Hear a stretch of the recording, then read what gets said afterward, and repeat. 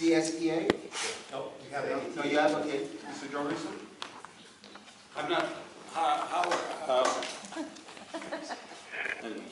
I'm not sure how you want to do for the presentation of Teacher of the Year. It's on the agenda. It's on the agenda. Okay. Yes, That's absolutely. all. Specific item. Thank you, sir. CSEA representative? Student representative, 8.3, Nikki? Hello. Okay, some of the upcoming events. Tomorrow night is actually our prom, and so our theme is a night in paradise. And this year we actually sold out of our tickets, and so we were planning on 150 tickets, but we had so many people who still wanted to come. We were able to expand it a little more to 156. So that just shows how popular it was, and so we're all really excited, and overall, the school, the teachers, everyone's getting really excited, so we're going to have that tomorrow, so our next meeting, I can report on how that goes. Athletics-wise, softball is currently doing our best when it comes to our spring sports. Currently, they are undefeated, and they had their biggest game against their rivals Goron tonight, and they won 21-1. So that's exciting. So they're still undefeated, so they're on their way to being league champions once again. AP testing is starting in the first week of May, and it'll go on for the first 2 weeks. Then this year, this is the first time that some of our AP classes actually have 100% of the class taking the exam. And that's actually for both world history and U.S. history. So every student enrolled in that AP course is actually also taking the AP exam. So that's really exciting. And along with the AP testing, we were granted the 5th annual AP honor roll from the College Board this year. And so that's an award showing that we expanded the percentage of students that were actually passing their AP exams, along with expanding the demographic of students that were taking the test. And so we earned that from last year, and that's a really good feat, and we're proud of that because personally taking AP classes and passing my exams, it was really nice to realize that we were being recognized for all the hard work and for all the work that the teachers are also putting in to help us pass those exams. And then also going on this week, we had Anti-Tobacco Week. And our ASB put that on, and we currently have posters posted all around the campus, just discouraging the use of tobacco and really trying to make our student body just a healthier student body. And that's all I have this week. Excellent, great job. Thank you very much. And we're going to move on to 8.4 now, Teacher of the Year presentation. Tim? We're up. Teacher of the Year. Banner here.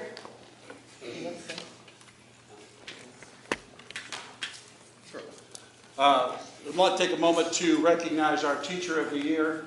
We've already done it informally. We surprised her in the classroom at the end of her class because she always knows everything, and we wanted to make sure that we kind of caught her off guard, which we did. And we really will, so I want to take a moment to recognize our Teacher of the Year, Michelle Van Ornum. Yay. And I have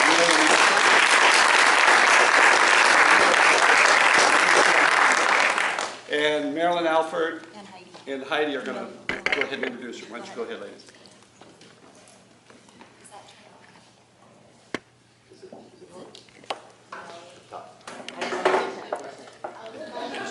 Tim has We need the text for this. Hi there. Marilyn and I would like to introduce Michelle although she's someone who doesn't need the introduction, we'd like to just recap why we voted for her. And today I'd like to read the letter that I wrote a year ago in May to recommend her for Teacher of the Year. And I realize now as I'm looking at it that there's so much more that I could say after a year of working with you in the English department. And so how much you have done for me as an English teacher. But let me backtrack to a year ago. Michelle is an outstanding math teacher and many other things. who tirelessly seeks out new technology and other teaching resources and strategies to update and improve math instruction. And I would have to now expand that to all the many other subjects that you teach. She is never content to simply repeat what she did the year before, but looks for new ways to help students become more actively engaged in their learning. I've learned a lot from you in that way. She has pioneered the use of multi-clicker technology to encourage and monitor responses from all students. When she finds new ideas, she's always generous to share with the rest of the math department and actually the entire school. She is constantly, last year, she met repeatedly, daily, during their shared prep to tutor Heather Lundquist all last year in the day's math concepts. Since as an English teacher, she is not trained to teach middle school math. Then when Michelle's math classes were switched and she no longer taught the same grade level as Heather, Michelle continued to tutor Heather. Now that she, this was last year, has been thrown into teaching history, Michelle has taken the initiative to research the course content and standards and develop strategies to captivate student interest. She jumped in with both feet. She has not used her involuntary reassignment as an excuse to do lackluster teaching, but has risen to the occasion. Students really do come first with Michelle. Michelle has tirelessly served on the school site council and the leadership team since coming to High Desert School. She doesn't just show up, but also takes the initiative to take notes electronically, always doing more than her share of the work. She's an insightful thinker and has been an active participant in solving school site problems. Over the years, she has also made presentation to the staff concerning uses of technology. She has been our very capable tech coordinator throughout her years here. Michelle's leadership skills are exemplary. She puts her colleagues' needs before her own. Whenever I have had a tech issue, from burned out bulbs to computer glitches to technology questions, she responds within the day to alleviate the problem. With tech questions, she usually emails us directions for such concerns as how to use an Aries function before we even know we have a question. In addition, she doesn't expect teachers to come to her to confirm year-end tech inventory, but rather she comes to us. That's extra mile. Michelle has also been a fearless, self-sacrificing leader in our union. Besides attending countless board meetings and participating in a whole range of leadership activities, over the years she has stood by many fellow teachers to advise them of their rights, and when appropriate to shepherd them through the grievance process, even though this could make her unpopular in the eyes of administration. She has an unshakable sense of justice and is willing to go the extra mile to make sure teachers are treated fairly. Because this work is confidential, many teachers have no idea how far she goes to do what is right for her colleagues. Beyond the classroom, Michelle has provided strong leadership in her ASB and yearbook class and improve and also successfully market these activities to engage more and more students and improve school spirit and culture. The quality of our yearbook has risen to new heights under Michelle's teaching. Yet this is not a result of micromanaging, but of Michelle's prompting students to work independently, generate creative ideas, and go beyond their comfort zone to do more than they imagined they could. Michelle's facility with technology has been a particular bonus in helping students gain skills and utilize technology to create a polished, finished product. I can't imagine our school site without Michelle. And we would all surely suffer without her intelligent, enthusiastic drive to serve.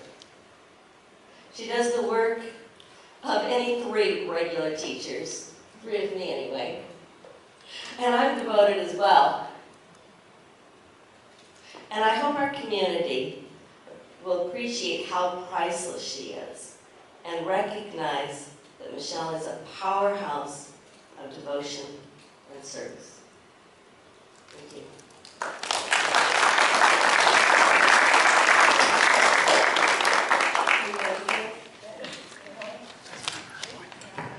No, not yet.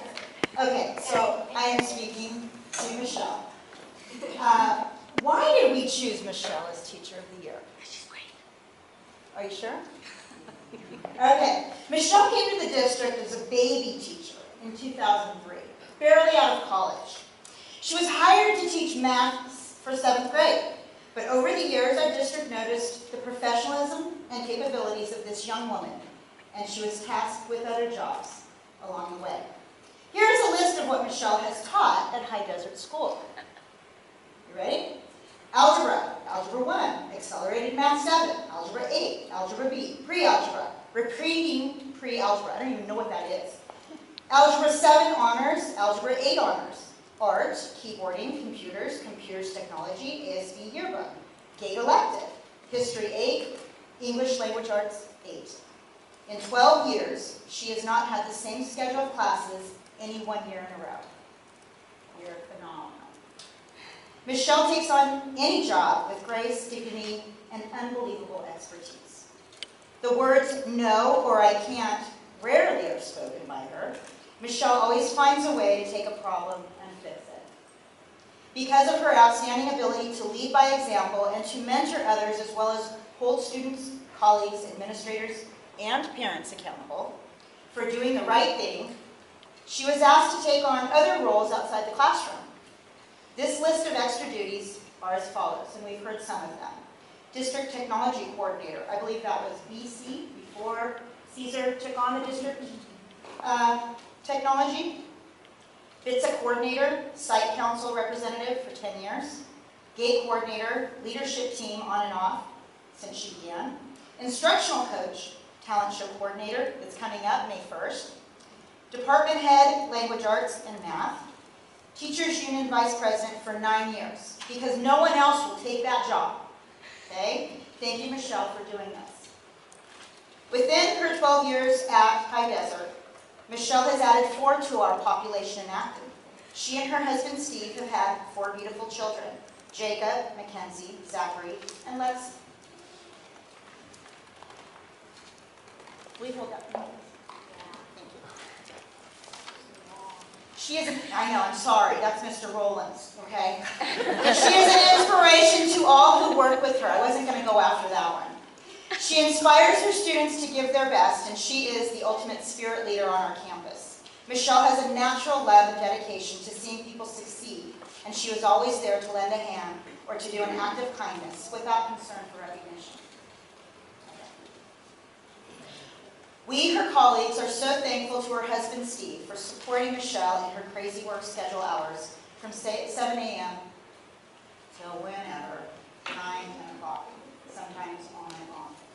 Thank you, Steve. Then many nights, more hours on the phone or grading. Michelle will not stop until the job is done. Tonight, when she goes home, she will be working until the wee hours on the yearbook to meet her final deadline tomorrow and make sure it's truly worthy of the award and recognition she and her students have received for their yearbook to be an example for the people across the country. I am honored to call Michelle Van Ornum a colleague and a friend. I do not know anyone more deserving of this award. Congratulations, Ms. Steve.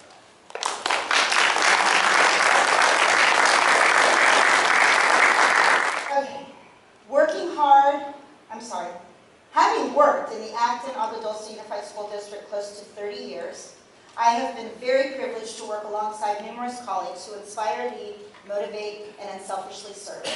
There is, however, another entirely different level of educational excellence that very few individuals achieve: dedication to the exponential extreme.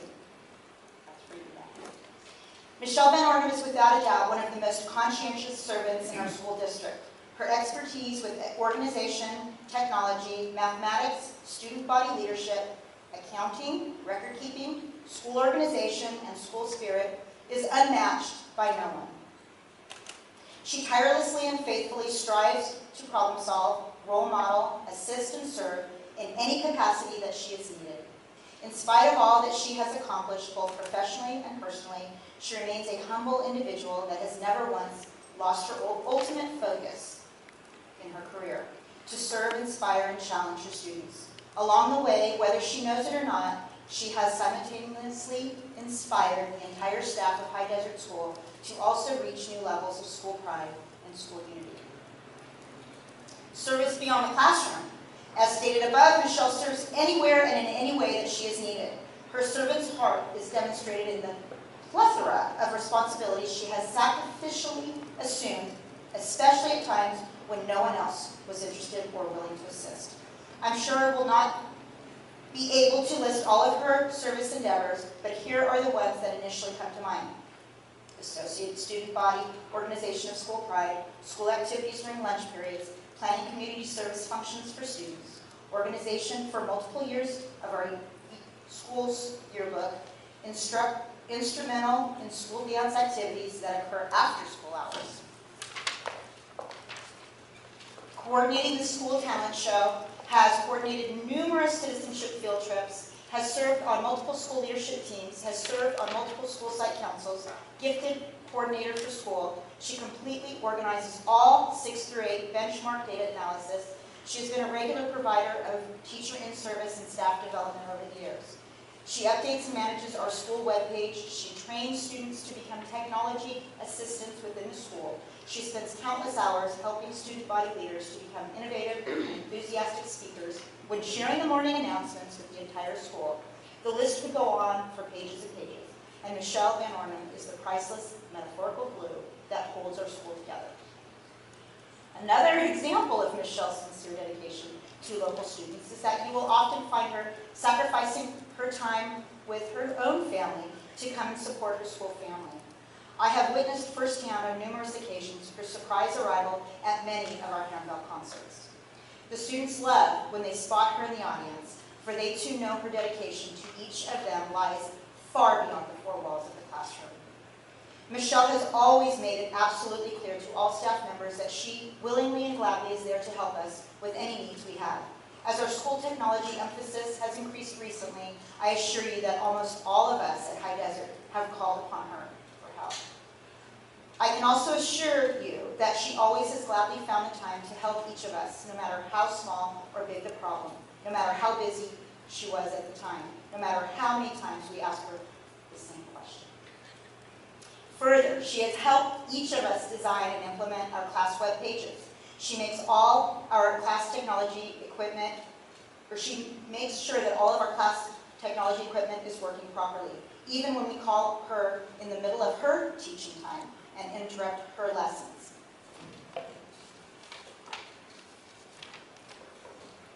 It's always an honor for me to watch my former students graduate and become students of Mrs. Van Ornum. I know her level of expertise, especially in mathematics and technology, far surpasses my own. I also know that the students I work with will be held to the same levels of classroom respect and academic excellence that I strive to encourage in each of them. Whatever I have started with each student, I confidently know that Michelle Van Ornum will foster even further. Ever since Michelle began coordinating the yearbook associated student body elective, student leadership has taken on a positive, honorable role and responsibility. She holds each of her student leaders to a respectable academic level of performance, but furthermore, she holds them to a very high level of accountability in regards to school citizenship, role modeling, and leadership. She has successfully intertwined the character traits of our Medal of Honor program with character traits necessary for school leadership. The Agua Dulce Unified School District has embraced educational reform recently. The district has made it very clear that we are striving to become an academic institution that relies heavily on technology, academic rigor, and honorable character traits. If these are the defining characters that our district is promoting, then no other teacher personifies better our district ambitions than Michelle Van Ornum. She's a technological wizard that understands the complexity of the age we live in and is successfully able to help each of us, both young and old, master the skills necessary to be competent in this constantly changing field.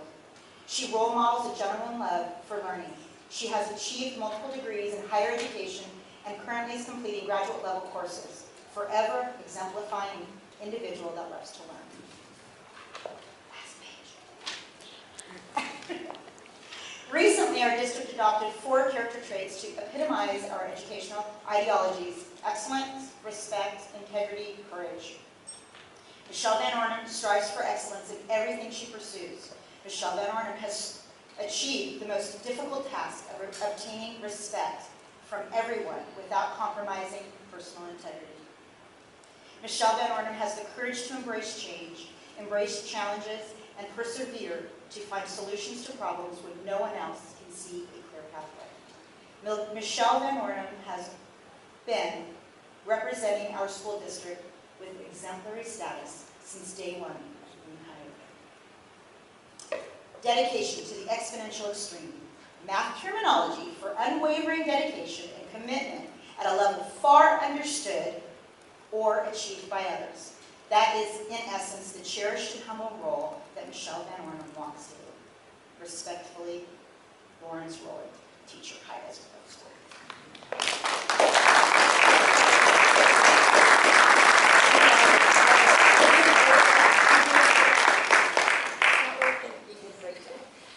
Okay, I turn it over to you. I just want to make sure. I'm sorry. Well, you know, contrary to what you said, I don't take exception to it. She's very popular with administration. We don't always agree, there's no doubt about it, but it's always done in a professional manner in such a way that we greatly appreciate your efforts as well. So again, Michelle, thank you so much for your time. I'm not sure that we'll always agree in the future, but I can guarantee you there's a lot of things that we do agree on.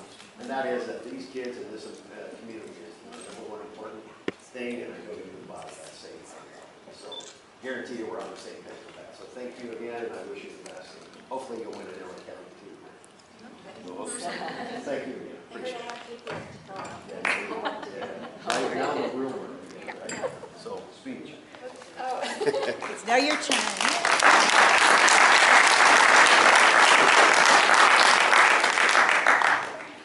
Okay, so I don't want to have, I'm a teacher, I don't like to have my back to people.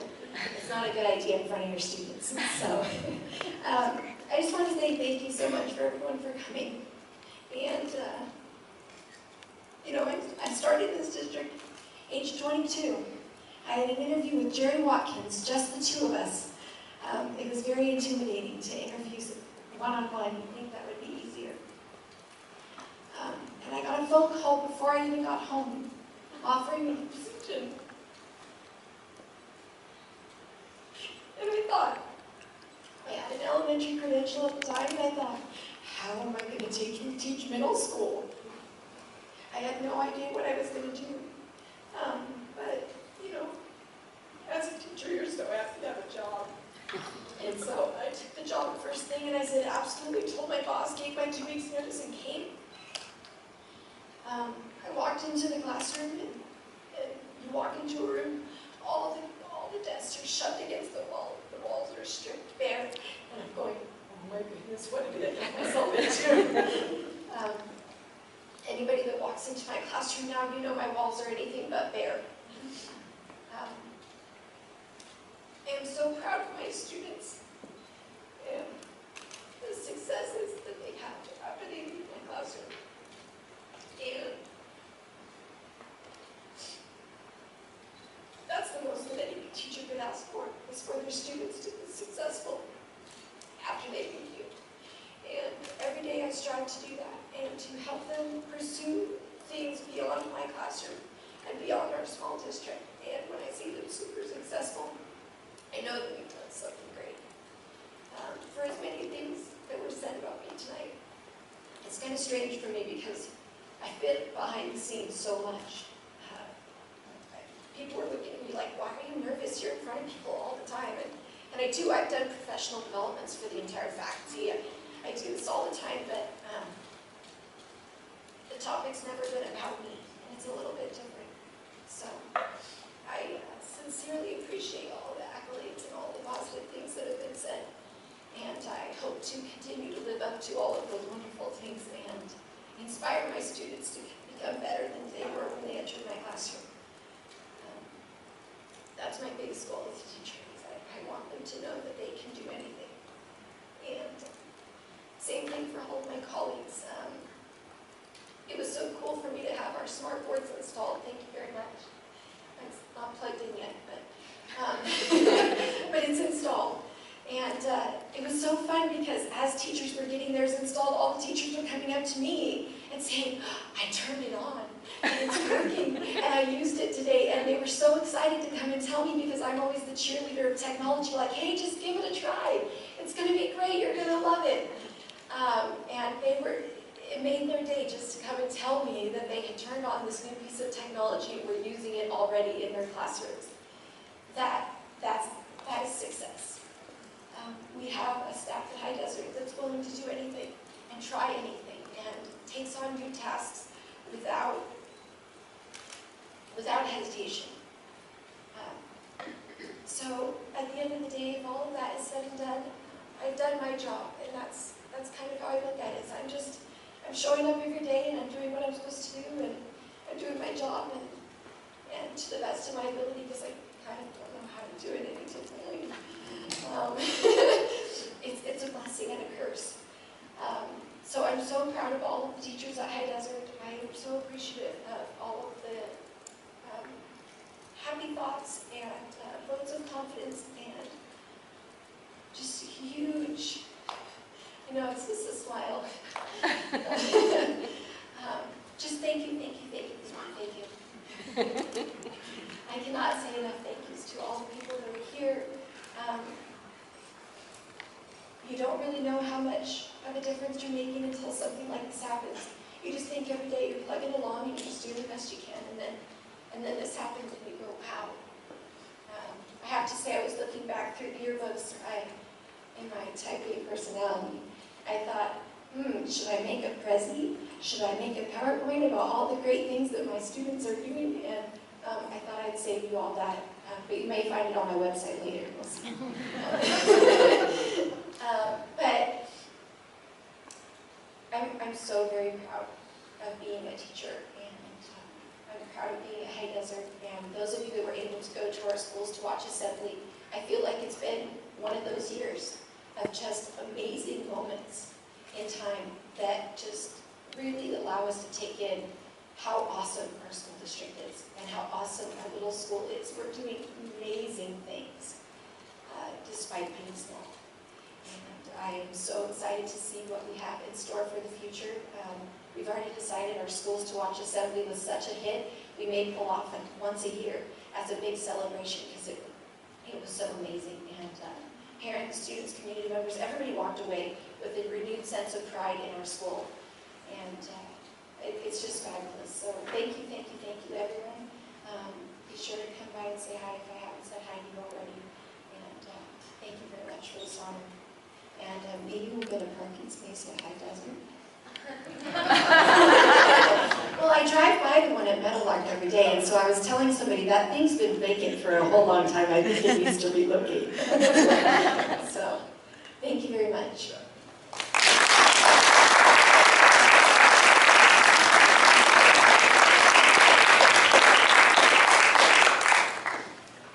Am I supposed to say, let's eat cake?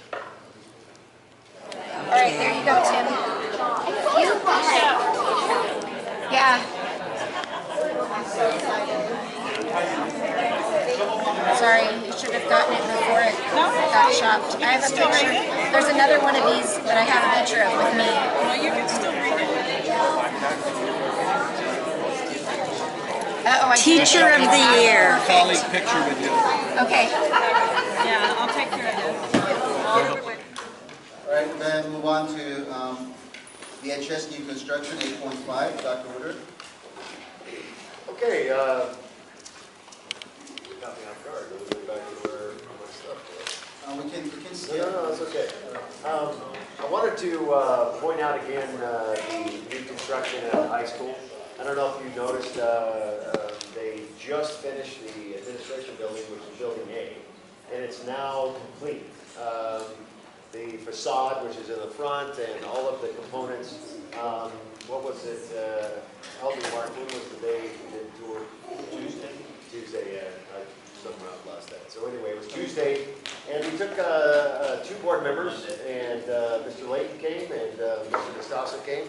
Several bond oversight committee members came, as well as one brought their spouse, and we toured pretty much the entire facility, basic classrooms. We didn't go into all basic classrooms, but we went into culinary arts, all of the science labs, etc., the library, which was, again, once you stand in the library, it's really large. And Lillian was there; she can attest about how nice it is, and it's just really coming together well, I think. And I think I heard that from quite a few folks, including Mr. Lake, Mr. Gustasso, and everybody that came that day. I think so. We're really what I'm going to call complete with phase 1. The final building has been in place, and that doesn't mean it's complete in that we're ready to occupy. It means that the buildings are there, all of the buildings are there. We still have to put in all of the, the science labs and the hoods for the culinary arts classrooms, things like that. So all of those things, the interior and the setup is still there. We've yet to pour concrete in the quad area, but the best thing about it is recently, as you may or may not know, we had some difficulties acquiring the state match. And that was for a whole host of reasons, but ultimately it came down to DIR, which is the Department of Industrial Relations. And as we dealt with them, they finally released our dollars. And we did so with the help of Bob Molesky. And we had some other folks that Cesar, he is the director of DIR, et cetera, et cetera. Those guys have been fantastic and helped us basically point out that everything we had is prevailing wage. That was their major issue.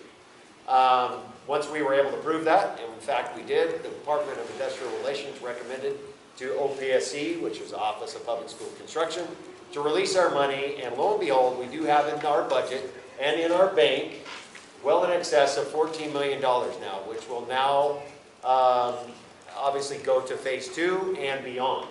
So all of the money is there, it's in our account, it's, forget the exact number, $14.45 million.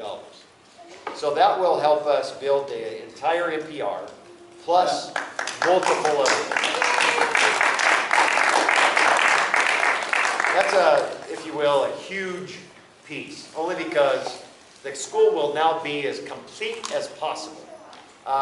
We put a heck of a lot of time in that, we still are, but I gotta appreciate all the people that have really helped put that together, and those folks that I mentioned. Sacramento can be a labyrinth of details that you have to kind of work your way through, but I'm going to tell you that we finally did that, and I'm great to report that to the board. And I don't know if you've noticed or not, but we've already started grading where the NPR of the gymnasium will be. So that's already in tow. However, we did get behind a little bit because I did put a stay, if you will. I wasn't sure I was going to get the money anytime soon, but we did. And so now I'm continuing with the planning, and the planning is now commenced once again. But we are a couple weeks behind, but I don't anticipate any impact in being able to occupy at the beginning of the year. Now, that's today. Something happens, we have a 50-year storm, and I got an earthquake, who knows, but if I was to project today, I still believe we'll make our start date of that September 8th or time frame, whenever we end up starting school. So that's a great thing for us. Ty and I met, we're in the process of looking at FF&E, which is furniture, fixtures, and equipment. He just went with Nicole Chun, which I was talking to the Q conference to talk about technology. We have a ton of things that we're planning for technology, to include a one-to-one initiative, meaning every kid on there will have some sort of device of some kind to access the library textbooks and et cetera, et cetera. So we got all, I'm not going to get into details because we haven't solidified those yet, but we will have a much broader footprint of technology than we've ever experienced in this district. To include, not through bond funds, let me clarify that. I know Lillian on the Bond Oversight Committee, she's looking at me. Is that to include in this school. We're not forgetting metal art, we're not forgetting the middle school. Obviously the kids matriculate up through the system, and so technology across the district is going to become an emphasis. Driven by the fact, obviously we have a culminating facility that is going to be second to none. It's going to be amazing. It honestly is. The full landscape plan will be implemented. Everything will be there. We're not short anything. I can't promise you when, but I'm going to say in May, probably the end of May, I'm going to have phase 3 also come back to you. We were able to get great bids, and honestly, JTS, which is JTS Construction, has done such a great job that we do have an excess dollars that we can bring back to the board and figure out how to spend those as well for the construction of Vasquez High School only. So when I get those details and I get those numbers, I'll be bringing that back to the board for discussion. But at this point in time, we're back to full force. We're back to, if you will, full construction mode. And everything is back on track with the exception of a couple weeks off in terms of behind. So I'm very happy and pleased to have that happen. I am going to also come to all of the booster clubs. And I will be inviting all the parents if you guys want to come. Obviously, I can't have 100 at a time on a construction yard, but I'm going to be taking 20 at a time on tours. I'd like to start, we're going to go to the booster clubs in May. I think it's 6, 7, and 8 in that time frame. And we're going to be offering parents to come as well and tour with us and take a look at it. And then we're going to have several different ceremonies along the way. And Mr. DeVoe and I are in planning of that now with a grand opening. It's going to be fantastic. So all of those things are in planning, and it's not a dream anymore, guys. It's a reality, and it's happening, in a very good way. And so far, the comments have been nothing short of amazement in terms of the facility itself is awesome. Teachers have gone down there and taken a look at it. They love it. Their classrooms, they can't wait to get in it. Obviously, is it perfect? Of course not. Nor is this school, nor is any other school. But I'll tell you, it's a far cry from what the students and the teachers taught in for 20 years. So I'm very happy and excited to get open those doors, and we're well on the way to do that. So that's all I have tonight on construction. You said we have another 14 million, but that's not counting the 13 million in the bond, right? So we really have about That's right.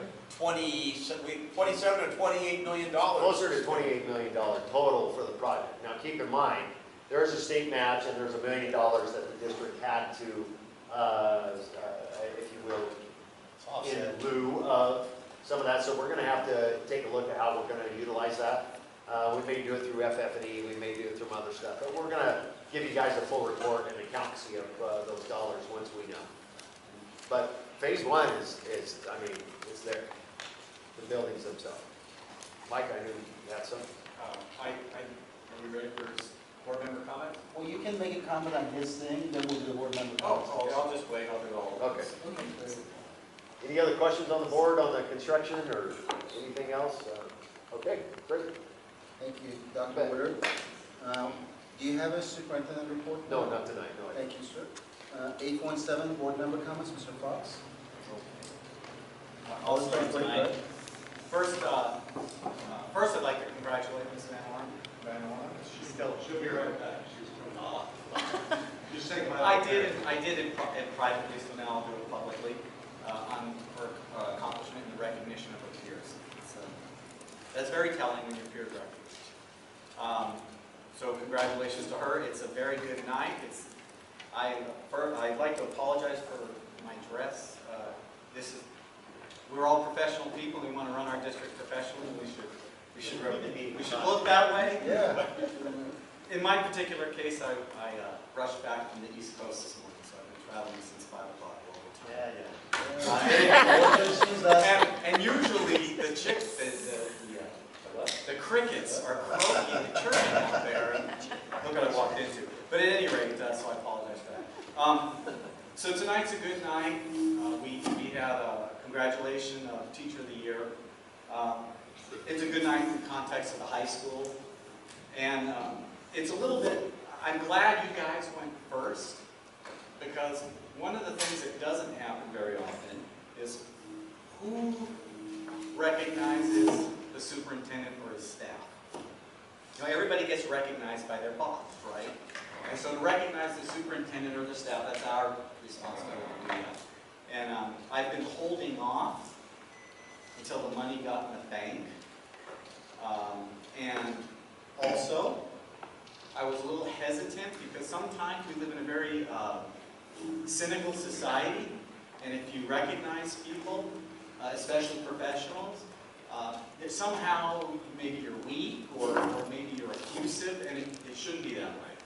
And you guys weren't that way, and I'm not going to be that way either. And so tonight I would like to thank you and recognize you for a job well done. And some of my rationale for that is, so the high school saga as a whole we've been in for a long, long time. And the superintendent and the staff and many of the board members weren't there at the making. I mean, at its root, it was made when we unified without provisioning for a high school. And I'm not suggesting that was a mistake, but traditionally you don't do that. And it's been a tough, tough road. Then you go on, and we all know the history, but our community couldn't agree on how to get our kids to school. It took 3 tries. That usually doesn't happen either. But finally we did that. The traditional way all this works is the community identifies a need, they pass their bond, they do it in a timely fashion, the state gives them the money, because that's the way we build schools all over California, and the schools built. There's no drama, it just happens, and you see them lining the freeway north of here and south of here. But, this community didn't come together and didn't do that. And, we're all through all of those battles. And so we dug ourselves a hole. I would like to thank the superintendent and his staff for digging us out. We got us out of the hole. And so let me say some of the ways in which I believe that to be the case. We had to redesign the school so it could be approved entirely, but built in phases. It also had to come in under a measly amount of money. There are schools in the Alamo Valley that are built for $100+ million. Now, obviously, they're bigger schools, but $24 million for a high school is not a lot of money. It's a very small amount. Believe me, I work for Boeing. I know about big numbers and big build anything that's big buildings. He's been creative, but not unique, in working out contracting mechanisms. The whole lease-back thing and the guaranteed maximum price. Enablers, and you've got to be creative when you're in a hole. He and his staff, again, creative but not unique, researched extensively, and did the prefab construction method. Nobody should be ashamed of that. Pomona Unified, when I was up at the factory, had buildings going through there, and I saw all their plans. Not to mention the fact that the buildings themselves, I saw them being built, are rock solid, and one of our bond oversight people is a union carpenter, and he said you couldn't build it better inside. Nonetheless, it took creativity. That's working with local government all the way to all the way up, working local government all the way up to Sacramento. Folks, stuff doesn't happen unless you work the system. And you guys, the teachers here, I'm glad you're here tonight, you work it every day when you try to get money for your classroom, try to get parents to bring stuff in. It doesn't happen unless you work it. And some of the ways it was worked was securing the design approvals, securing water. I mean, we had a school ready to go, and we didn't have permits, and because there was a drought, and you're trying to build a school in a drought, and that takes water. You have to keep dust down. We worked, you worked with the county and Supervisor Ikonovich's office and got us water. And now, the latest thing you're seeing tonight is, you hustled, you went up to Sacramento, you engaged the right lobbyists, you wrote the right letters, and then you wrote some letters off to our new representative, Tom Lackey. And the money came. And that's why tonight I see the light at the end of the tunnel. The money goes in the bank, the light's really at the end of the tunnel. We've also had some very, very significant, I believe, academic and programming successes. School Swatch was one.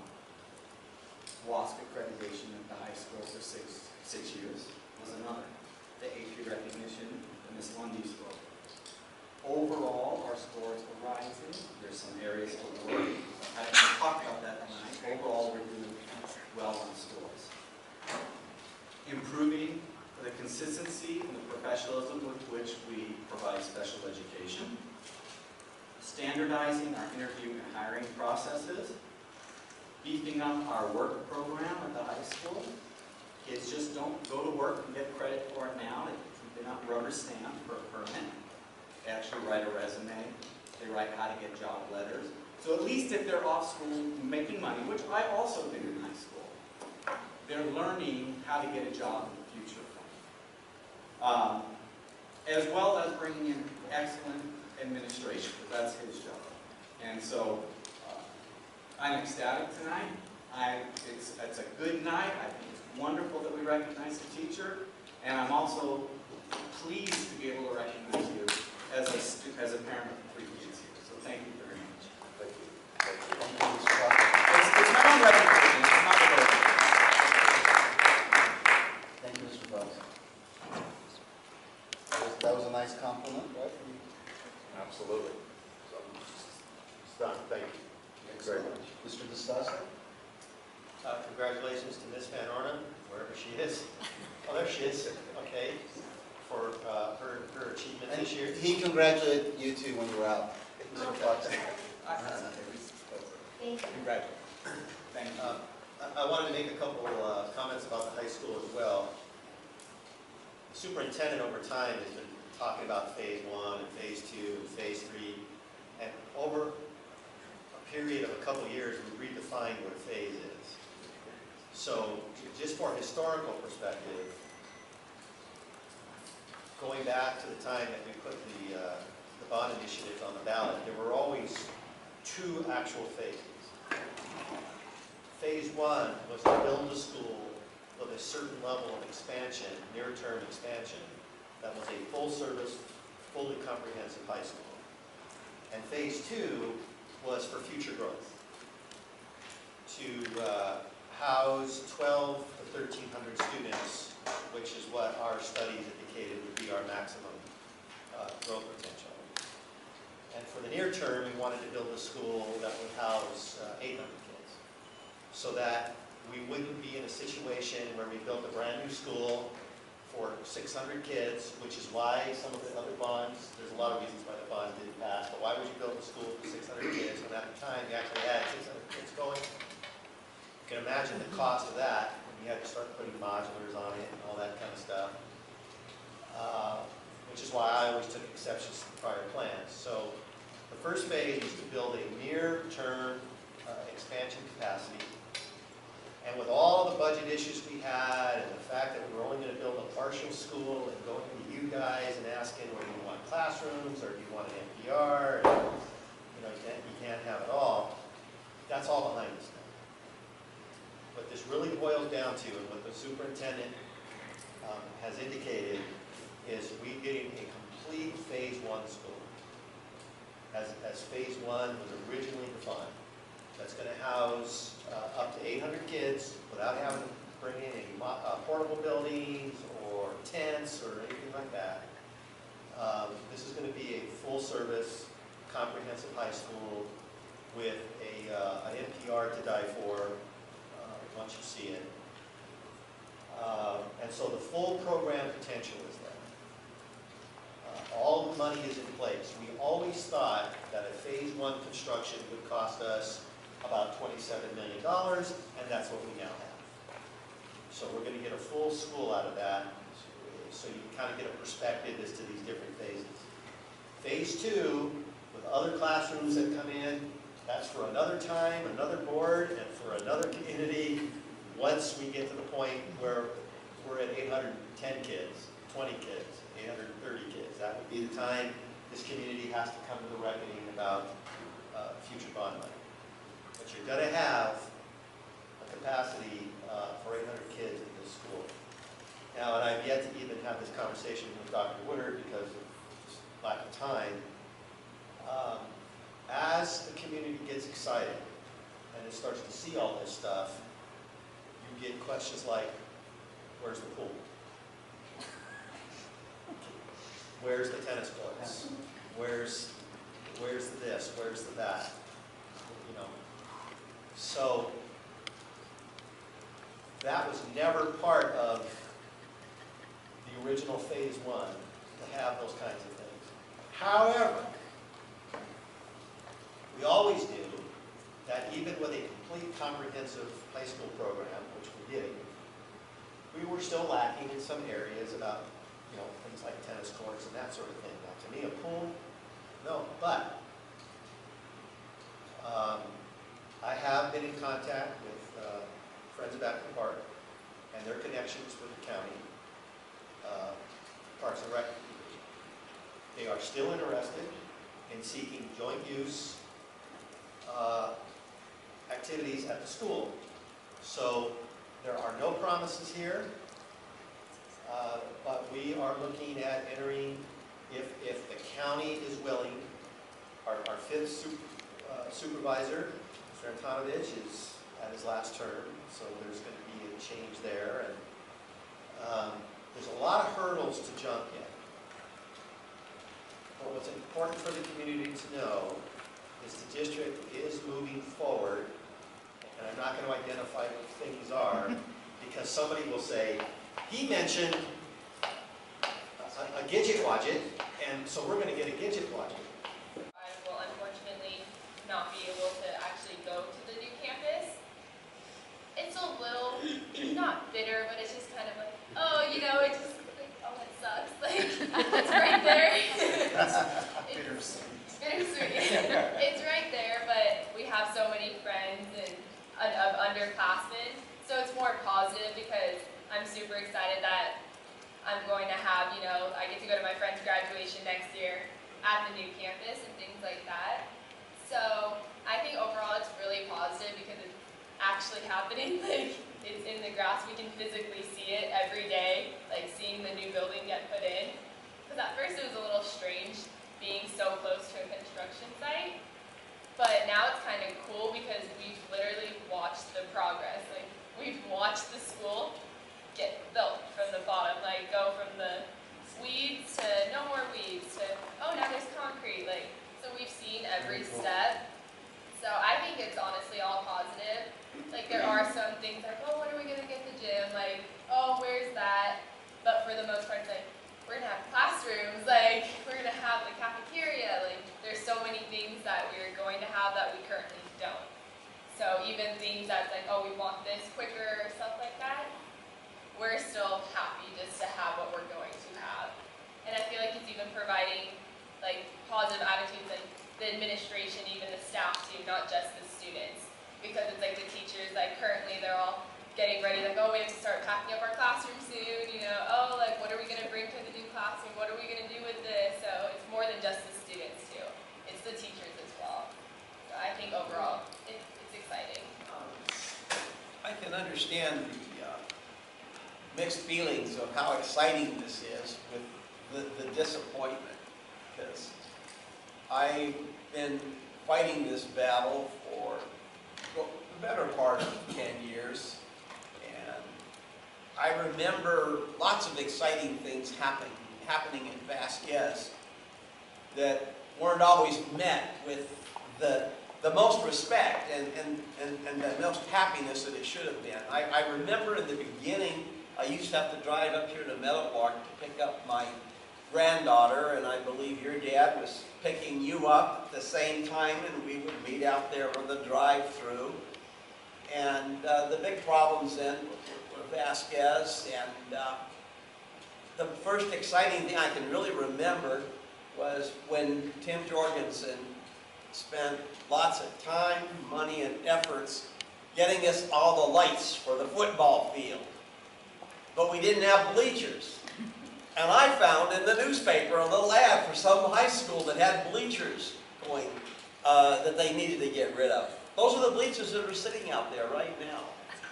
And so here we are, still trying to get a high school for the kids. And the disappointing part for me is I had 3 grandkids, and I thought, there's no way they're not going to, at least one or more of them, get a little part of this high school. I mean, I think they were all here at this school at the time. And then bond after bond not going through.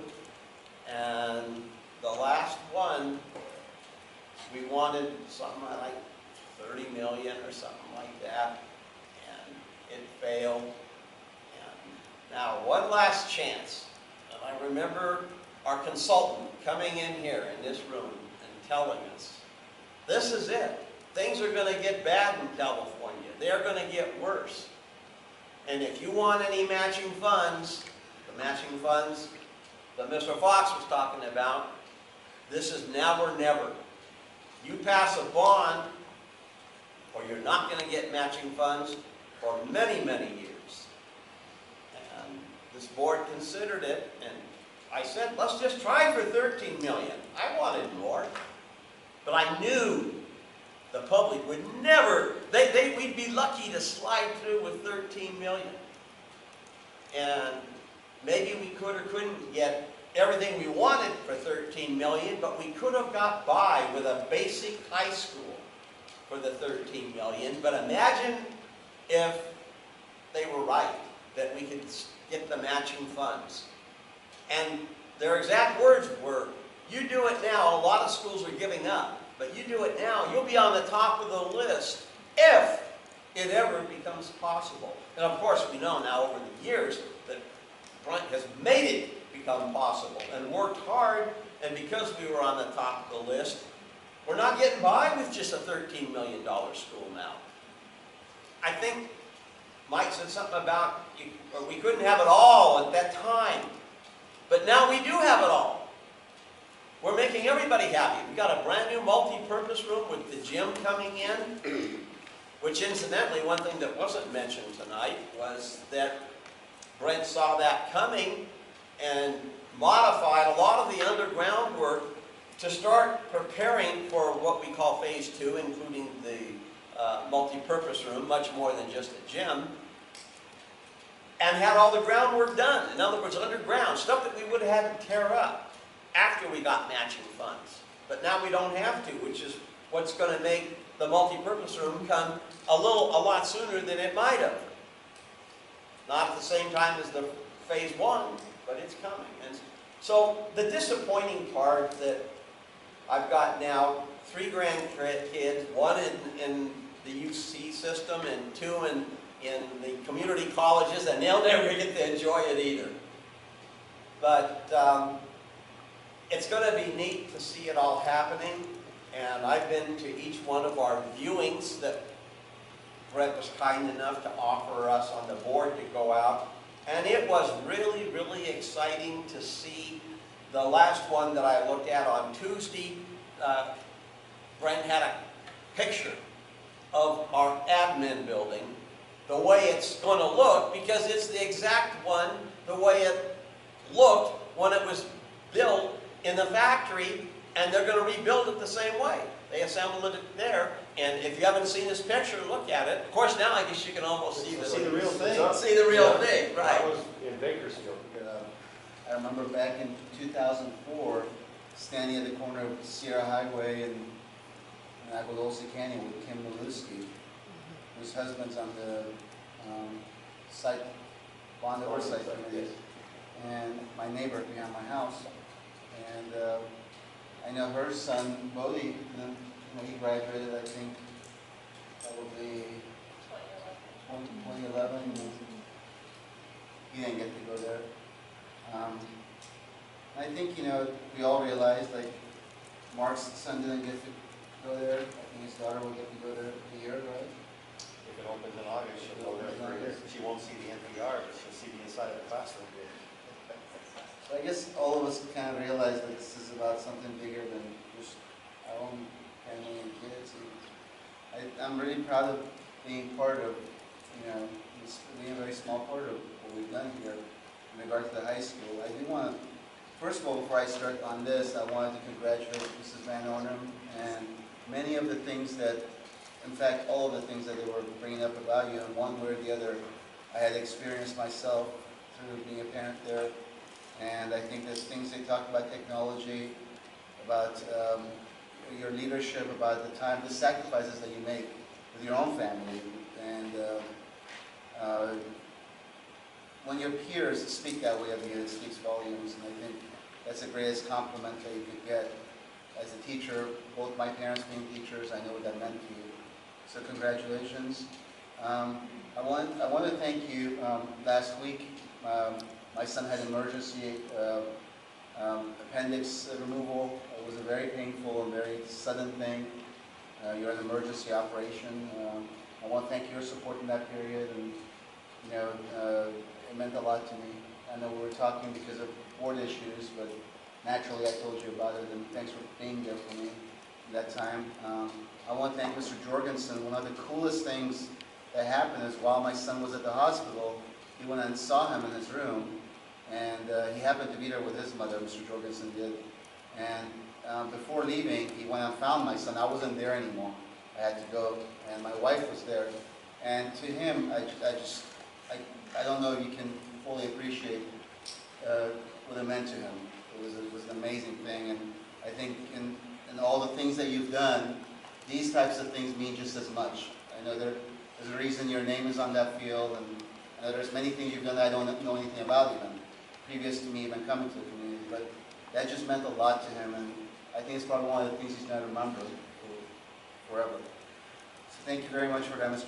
Jorgensen. And as far as the Phase 2 goes, I just really want to clarify that unfortunately our superintendent has been under I think some unfair attacks in the community recently, where people have criticized certain aspects of his performance, and I think in one area that we could never even approach any type of criticism towards him is about the high school construction. The Phase 2, when the state basically said, forget you guys, you're not getting your money, not only are you not getting it now, you're not ever going to get it because we're going to get out of the business of building schools in the way that Mark and Mike and Larry just explained, which is basically by you pay for half, we pay the other half. And that's how it's been done since the beginning of the last century. And once they told us we're not getting Phase 2, and we reduced that school construction to what we call Plan E, once we did that, I think all of us, I can speak for myself certainly, we kind of resolved to the fact that we're probably just going to get that. And maybe one day, when my son's 15 now, maybe when he's 23 or something, the full high school is going to be built. And when you called me at the beginning of the year and said that, you know what, the state has told us that, look, you stayed in line, you kept re-qualifying periodically, so you wouldn't lose your place in line, which was a tedious process for you to go through each time, and you stayed on that. Well, you're going to get your money. When they told us we're going to get our matching funds, you did all the stuff that he explained. You made sure that the two would be cohesive, the two parts of the construction. But at the same time, they turned around a couple of weeks later and said, well, guess what? You're not getting your money because you made an omission of submitting things 10 days late, right? On one part. That was back in Phase 1, not even connected. But I'm saying recently, when they told us that we're not in fact going to get Phase 2, and we went and started some lobbying efforts, right? At that point, we still weren't sure about it, right? I mean, we weren't sure until maybe a few days ago. No, all of that was due to the errors they had. Their part, not our part. Be careful, Ed. Yeah, You be never careful. did anything. Well, what I mean is that But it was nice. I, like other board members, consider you greatly responsible for our Phase 2 financing. I just really want to thank you for that, because you stayed on that, and it's not something that we as board members were continuously on top of and saying, let's make sure that we're still in line. I don't think we even completely understood the process to a point where, how do we keep staying in line for our matching fund? You stayed on top of that, and you made that happen. I really want to thank you for that, Dr. Woodard, and I think that you see that we all recognize that. So thank you. I appreciate that. Oh yeah, 10.0 is moved, 10.1, 10.2, and 11.2 are all moved, and 12.3. So we're moving on to 10.3, resolution number 14-15.11, Community Collaborative Charter School Petition K through 12. Do I have a move? I'll second it. Discussion?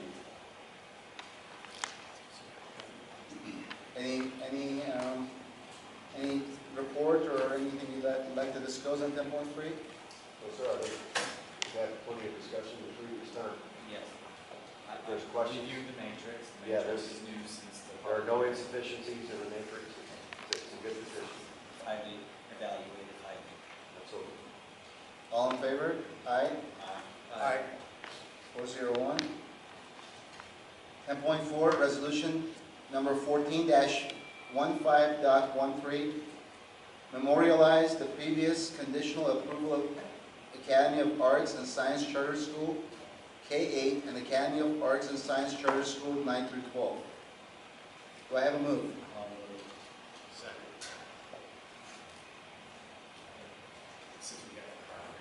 Any discussion? I think for the record, so that the community knows what we're voting on, is just a very brief mention as to why we're revoting this resolution. I can't hear. Superintendent, Yes. please give us an overview. Okay, so under 10.4, this is a resolution and it talks about there's two separate schools here. Basically, there's some confusion at LA County in terms of how the schools, in terms of receive their funding. LA County saw them as one school when in fact they're two schools. So they got two separate funding streams, two separate codes, et cetera. So what this does, this resolution then allows LA County to pay them as such. It's a simple housekeeping issue down at LA County. Doesn't change any of the configuration of the school, doesn't change the school at all, does none of those things. This is just the correct way of doing it. Well, yeah, this is the required way of LA County. That is And we feel that this is going to satisfy their bureaucratic hunger. That's correct. That's exactly what it is. And 10.1, 2. 10.1 and 10.2 were pulled from the agenda. Those were pulled. They're not on the agenda, they're Yeah, they're not on the agenda. They're pulled. Pulled from the agenda at the beginning of the meeting. All in favor of 10.4? Aye. Aye. 401. 10.5, Valley International Prep K5, 6, 8, and 9 through 12 charter petition surrender. It's recommended that the board accept the surrender of the Valley International Prep K through 5, 6 through 8, and 9 through 12, as it relates to resolutions 13-14.42, Valley Prep Academy. Do I have a move? I'll second it. All in favor? Aye. Aye. 11.0, personnel services. All personnel considered for employment by the governing board are approved pending completion of FBI DOJ background check prior to commencing services. 11.1, approval of certificated employees, 141522. 11.1? I thought 11.2. 11.1 was pulled. 11.2 was not pulled? Okay, sorry. Huh? One was pulled. Well, was it the beginning of This the is meeting? some agenda cleanup that was done at 6:30. All right. It's just so you guys know. I had it at 11.2. I had 11.2 also. Yeah, we all did. Sorry, it's 11.1. Okay, so earlier we pulled 11.2, we're undoing that. 11.2 stands, 11.1 is pulled. To clarify the record, and you want to talk about bureaucratic stuff. In the event that the record happens to read that way, and I don't know if it does, but just in the event that it does, I'm gonna move to reinstate 11.2 to the agenda and would ask for a second. I'll second that. And if we can have a vote that approves Reinstatement of 11.2. my vote is aye. Aye. Aye. Okay, now from that point, I think we can, We've pulled 11.1 already. okay, and I'm gonna move to remove 11.1, just to have a second. Yeah, I'll second. And I would call that a question. So just to be clear, 11.1 is pulled and 11.2 Stays. Once we vote on 11.1. And my vote is aye. Aye. So 11.1 is now pulled, and 11.2 is reinstated. So we need to move in 11.2 now. I'll move it. I'll second it. All in favor? Moved. Second. All in Clerk favor? is busy tonight. Aye. Aye. 401, okay. 12.0, business and financial. 12.1, I'll move. Second. all in favor of 12.1? Is there any discussion? Aye. Aye. Aye. Any discussion? No? Since there's folks here tonight, I think the superintendent is reasonable or we've all done our homework before we got in here. Oh, yeah. A lot of phone calls. 12.2, resolution number 14-15.12, the annual governing board elections, November 3rd. I'll move. Second. Any discussion on 12.2? Well, I think the superintendent should just mention what this is about and what's Yes, coming up. what we're going to be doing on this particular one is, that what this is we have two seats that are up, be Mr. Fox and Mr. Layton. Those two seats will be up in November. Obviously, those in the community that want to run as well, there's a specific process we'll be putting in the paper that will advertise for others that feel like they want to run for those two seats. And then obviously these two gentlemen, if they so choose to run for these board seats again, then they have to pull the same papers as well. So those two seats will be up, and that basically is what this is a notification and a resolution to the LA County identifying that it will be on the ballot in November. Okay. 12.3 was pulled, we're going to move on to 13.0. We didn't vote. Oh, okay, I'm sorry. I'm sorry, so all in favor of 12.2? Aye? Aye. Okay, moving on to 12.3 was pulled. 13.0, future agenda items. Late start school day study being done. Residual construction fund discussion. And can we put the developer's fee on there, please? Yeah, on the future? Yeah. Yes.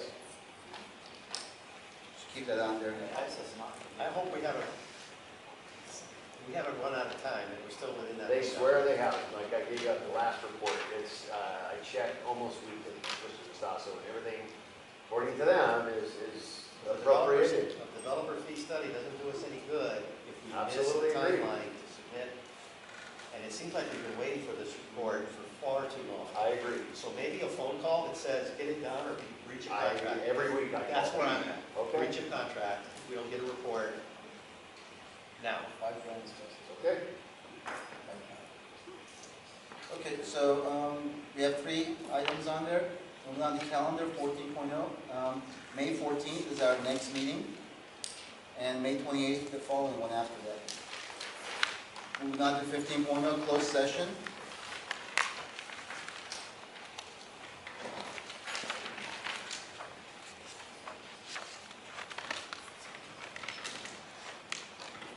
And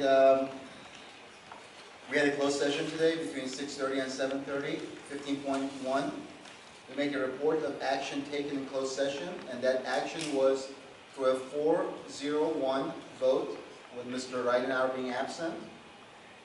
So through a unanimous vote, we voted in favor of granting authority to superintendent and board clerk to approve a settlement agreement. 16.0, adjournment. Do I have a move? I'll second. All in favor? Aye? Aye. 4:01, we're adjourning at 9:21. Who moved and who seconded the adjournment? Mr. DeStasso moved it, I seconded. Thank you, guys. Thank you all.